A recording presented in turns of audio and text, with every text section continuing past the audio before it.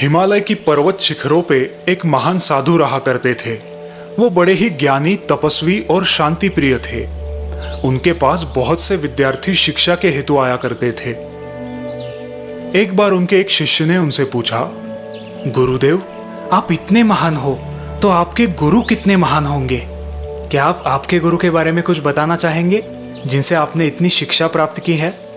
हाँ, क्यों नहीं। मेरे जीवन में 3 गुरु आए जिनसे मैंने अनमोल ज्ञान की प्राप्ति की। 3 गुरु? हाँ, मेरा सबसे पहला गुरु एक चोर था। चोर? ये कैसे हो सकता है? आप मजाक कर रहे हैं। नहीं नहीं, मैं सच कह रहा हूँ। एक रात मैं किसी गांव से गुजर रहा था।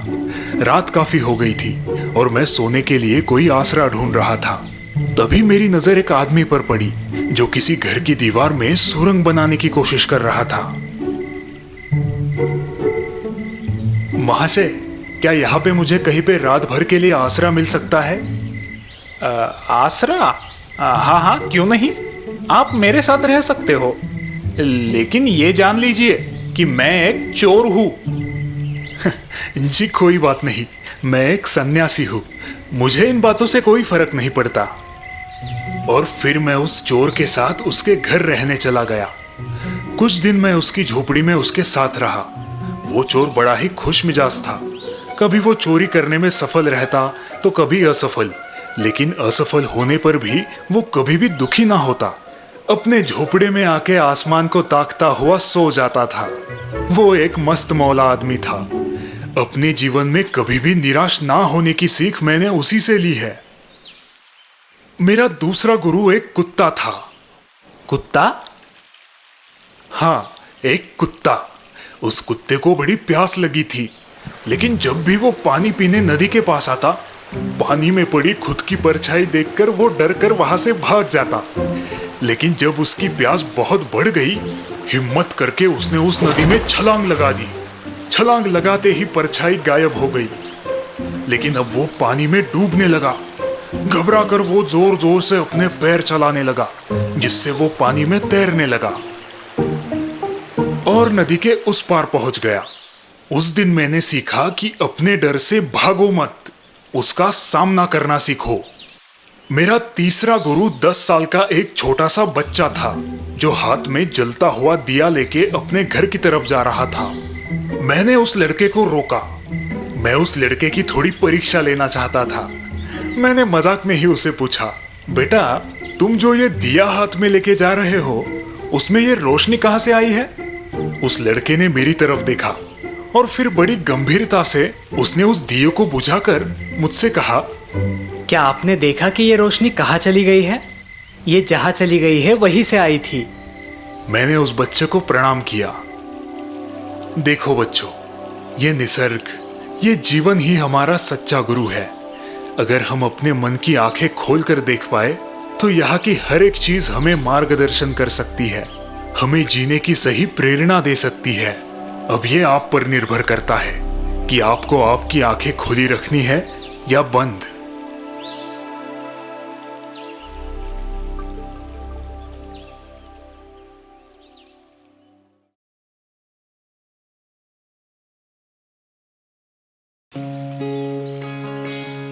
मिया के 3 बेटे थे, रॉबिन, जॉन और रॉबर्ट।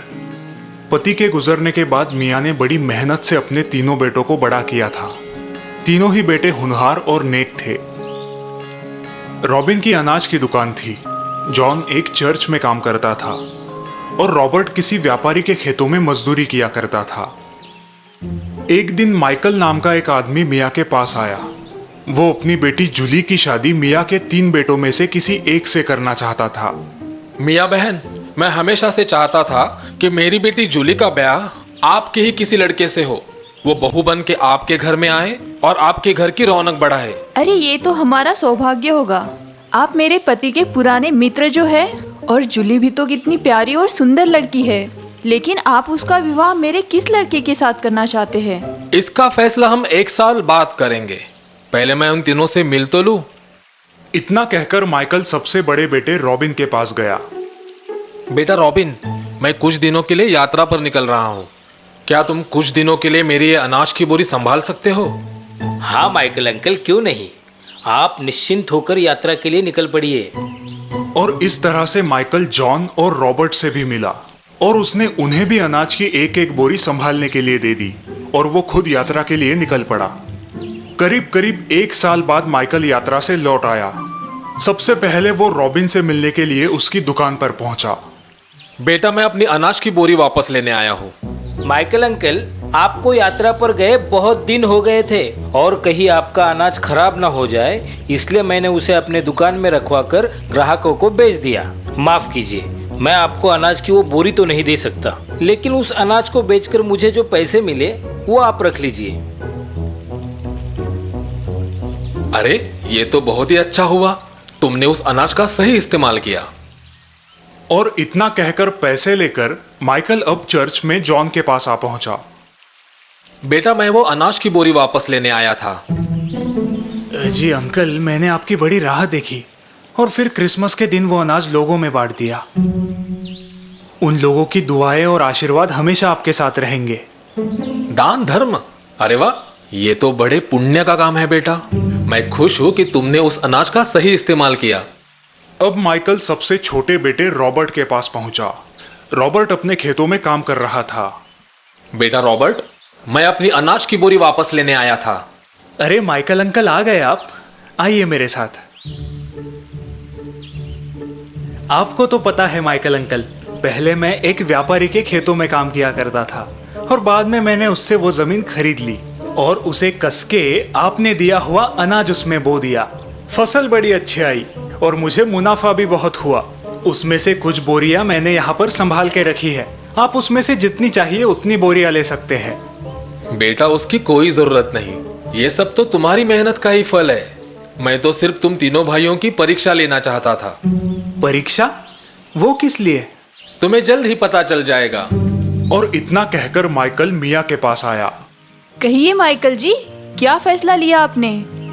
मिया बहन, मैं अपनी बेटी जूली की शादी आपके सबसे छोटे बेटे रॉबर्ट के साथ करना चाहता हूँ, क्योंकि उसी ने मेरे दिए हुए अनाज का सही इस्तेमाल करते हुए अपने होनहारी और मेहनती होने का सबूत दिया है। वही मेरी बेटी के लिए सबसे काबिल लड़का है। अरे वाह माइकल जी, मुझे आपके इस फैसले से बड़ी खुशी हुई। आखिरकार आपकी जमाई की खोज पूरी हो ही गई। हाँ बहन, मुझे मेरा जमाई मिल गया।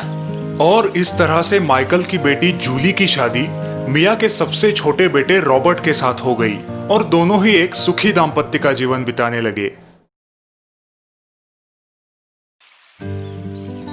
बंदरबाड़ी नाम का एक छोटा सा गांव था। गांव में ज्यादातर लोग किसान ही थे जो खेतीबाड़ी करके अपना गुजारा किया करते थे। गांव वैसे तो बड़ा ही शांत और सुंदर था और गांव के लोग भी अपना काम पूरी ईमानदारी के साथ किया करते थे। उस गांव में सिर्फ एक ही समस्या थी। गांव में बंदरों की टोलियां बहुत ही ज्यादा उद्यम मचाया करती थी। गांव वाले इन बंदरों से बड़े परेशान हो गए थे। वो दिन भर गांव में यहाँ वहां उछलते कूदते रहते, कभी किसी के घरों में घुस जाते और वहां की चीजें उलट पुलट कर रख देते। दिन भर गांव में इन बंदरों की टोलियां घूमती रहती। इतना ही नहीं, रात को भी ये बंदर चीखते चिल्लाते और घरों की छतों पर लंबी लंबी छलांगे लगाया करते। गांव वालों की तो नींद ही हराम हो गई थी। एक दिन उस गांव में एक सौदागर आया। यह सौदागर खुद को बंदरों का सौदागर कहा करता था। आते ही उसने गांव में एक ऐलान कर दिया, सुनिए गांव वालों, मैं एक सौदागर हूँ, बंदरों का सौदागर। मैं आप लोगों से एक सौदा करना चाहता हूँ। मुझे यकीन है कि यह सौदा आप सबके लिए फायदेमंद साबित होगा। कैसा सौदा भाई, जरा खुल के बताओ। हाँ, बताता हूँ जी। मैंने देखा है कि इस गांव में बंदरों ने बड़ा उद्यम मचाया है। इस बारे में मैं आपकी मदद कर सकता हूँ। नेकी और पूछ पूछ, हमें सौदा मंजूर है। अरे भाई, पहले उसकी पूरी बात तो सुन लो। बिल्कुल ठीक कहा आपने। तो सौदा ये होगा कि आप लोग बंदरों को पकड़ के मुझे लाके दोगे और मैं हर एक बंदर के पीछे आपको 10 रुपए दे दिया करूंगा। बंदरों को पकड़ने के 10 रुपए? अरे वाह, ये तो बड़ी अच्छी बात है। कहा था ना मैंने कि यह सौदा आपके लिए फायदेमंद साबित होगा। आपको पैसे भी मिलेंगे और इस गांव में बंदरों ने जो उद्यम मचाया है वो भी कम हो जाएगा। और फिर क्या, दूसरे ही दिन से सारे गांव वाले हाथ धो के बंदरों के पीछे पड़ गए। अपना काम धाम छोड़ के वे सब अब बंदरों को पकड़ने का काम करने लगे। सबको 10 रुपए जो कमाने थे। धीरे धीरे गांव में बंदरों की संख्या कम होने लगी और गांव वालों को बंदरों को पकड़ना मुश्किल होने लगा। बंदरों की संख्या घटते ही गांव वालों का उत्साह भी कम होने लगा। लेकिन सौदागर ने अब फिर एक नया ऐलान किया। वो हर एक बंदर के पीछे गांव वालों को 20 रुपए देने के लिए तैयार था। फिर क्या, गांव वालों का उत्साह फिर से बढ़ गया। वो बंदरों को चुन चुन के पकड़ने लगे। उन्हें 20 रुपए जो मिल रहे थे। लेकिन आखिरकार गांव के सारे बंदर अब पकड़े जा चुके थे। गांव में एक भी बंदर अब ढूंढने से भी ना मिलता था। तभी सौदागर ने फिर से एक नया ऐलान किया। वो अब गांव वालों को हर एक बंदर के पीछे 30 रुपए देने के लिए तैयार था। अब गांव वाले 30 रुपए की लालच में आकर जंगल में जाकर बंदरों को पकड़ने लगे। लेकिन थोड़े ही दिनों में जंगल के बंदर भी साफ हो गए। सौदागर ने अपना दाम फिर से बढ़ाया। वो अब हर एक बंदर के पीछे 50 रुपए देने के लिए तैयार था। सौदागर ने अपना कारोबार अपने एक दोस्त के हाथों में सौंपा और वो खुद कुछ दिनों के लिए दूसरे गांव व्यापार के लिए चला गया। यहाँ पर गांव वाले बड़े परेशान हो गए थे कि आखिर वो बंदर पकड़ के लाए तो लाए कहां से। हर एक बंदर के पीछे 50 रुपए, ये एक भारी कीमत थी। वे सब इस बात पर सोच ही रहे थे कि उस सौदागर के दोस्त ने गांव वालों के सामने एक बड़ा ही अजीब प्रस्ताव रखा। सुनिए गांव वालों, आप सभी मुझसे 40 रुपए में बंदर खरीद लीजिए और सौदागर के लौटते ही उसे वही बंदर 50 रुपए में बेच दीजिए। इससे आपका फायदा भी होगा और आपको बंदरों को पकड़ने की झिक-झिक भी नहीं करनी पड़ेगी। क्यों, ठीक कह रहा हूं ना? ये सौदा अजीब तो था लेकिन फायदेमंद था। सभी गांव वाले अब बंदरों को खरीदने के लिए दौड़ पड़े। सभी लोग ज्यादा से ज्यादा बंदर खरीदना चाहते थे ताकि आगे जाके उन्हें ज्यादा मुनाफा मिले। बंदरों के खरीदने की बोली पर अब गांव में झगड़े भी होने लगे। बंदरबाड़ी का वातावरण अब ईर्ष्या और झगड़े से प्रदूषित हो गया था। जल्द ही वो सारे बंदर लोगों ने खरीद लिए और वे सौदागर के लौटने का इंतजार करने लगे। उसी रात सौदागर के दोस्त ने अपना सारा सामान समेट लिया और वो उस गांव को छोड़ के चला गया। उस दिन के बाद ना ही वो सौदागर उस गांव में लौट के आया और ना ही उसका वो दोस्त। गांव वालों को अपनी गलती का एहसास बड़ी देरी से हुआ। सौदागर और उसके दोस्त ने मिलके बंदरबाड़ी के गांव वालों को चूना लगाया था। उन दोनों ने बड़ी चालाकी से वही बंदर गांव वालों को बेच दिए थे जिनसे वे छुटकारा पाना चाहते थे। बंदरबाड़ी में अब लोग कम और बंदर ज्यादा दिखाई देते थे। आखिर यूं ही उस गांव का नाम बंदरबाड़ी थोड़ी ही ना पड़ा है। पता नहीं वो सौदागर और उसका दोस्त अब कहां पर है। बंदरबाड़ी के लोग उन्हें आज भी ढूंढ रहे हैं। कहीं आपको नजर आए तो बताइएगा जरूर।